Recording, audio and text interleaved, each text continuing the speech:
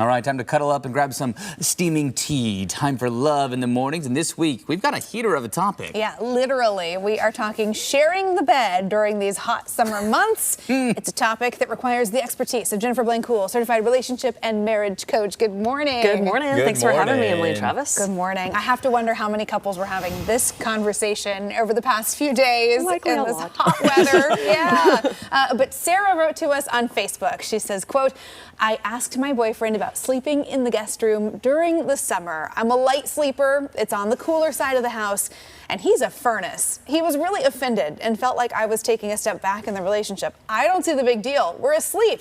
Isn't it better to have a well-rested partner?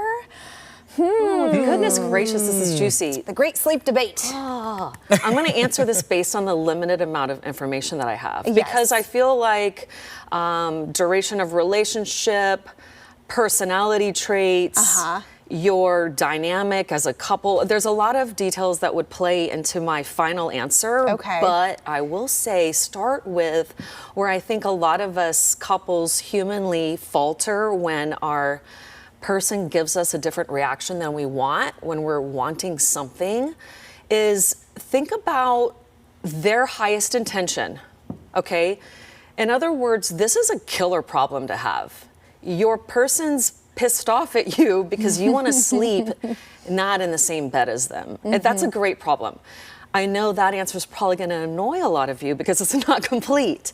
So you fully have every right to be comfortable. I mean, our emotional state is everything in a relationship. Yeah. So I'm a big proponent of taking care of ourselves and doing the things that we need to do to put ourselves in the best emotional state that we can be to thrive every day in our life and in our relationship. So I'm not gonna be the stickler that's like, stay in the bed. Yeah. But I wanna start with, what's your focus? What's your focus about the scenario challenge? If you're focusing on your partner's reaction, it sounds like you said he's offended, he's triggered by it. That makes my marriage coaching brain go straight to what's the security level of your partner? It sounds like, I don't want to make assumptions, but it sounds like you, my dear, might be feeling more secure than him. And so you might need to step up to the plate in how you're communicating what you need so that you can minimize any insecurity or uncertainty. Is the reaction really about the sleeping in the same bed? Right. To me, this is, and I didn't want to go here, okay, but if you're really pissed off at your partner not wanting you to sleep in the bed, I would be digging deeper with you. Yeah. I would be asking you powerful questions that might evoke another thought process. Because at the end of the day, if you're happy and it's strictly about the heat and you're secure and you don't have underlying issues going on, you probably won't get a reaction that's going to piss you off this much, right? So his reaction is kind of leading me to think, okay, he might need a little bit more nurturing to understand what you need and why you need it. Because, I mean, in my heart, I feel like that's common and legit, that if you love your partner and your partner's like, oh, you're a heater, you're hot. Yeah. I'm moving down the hall for the rest of the summer. Oh my God, I would be devastated. I feel like I would be trying to hide a smile from my face as I'm like, really? I mean, right? oh, I'm so sorry. And not to put my opinion in this, because like, you know, I was just talking with Monica, Yeah, getting mic'd up. We're all like, we'd love to have a bed to so there's different ways to navigate this. Yeah.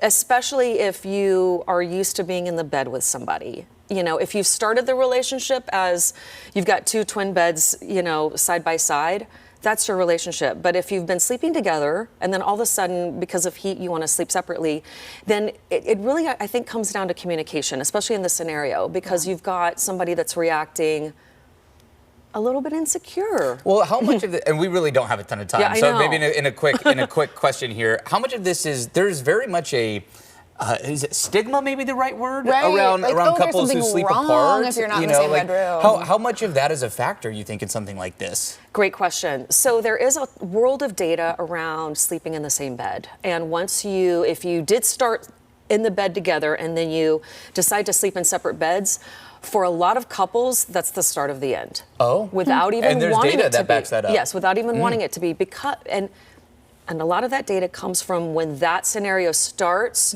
because there's underlying issues. Right, but you're not And having that thoughtful conversation about why. And then heat is so- being used as an excuse, or something Okay. else is being used as an excuse, but the actual underlying issue is not being addressed. Yeah.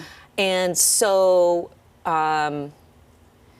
ask me that question again. Yeah, well, I think you kind of did already. Just like Yeah. the fact that like there is this stigma around couples who choose can be. to sleep apart. Right. But you are saying there's some data that shows that by doing that, it can be detrimental.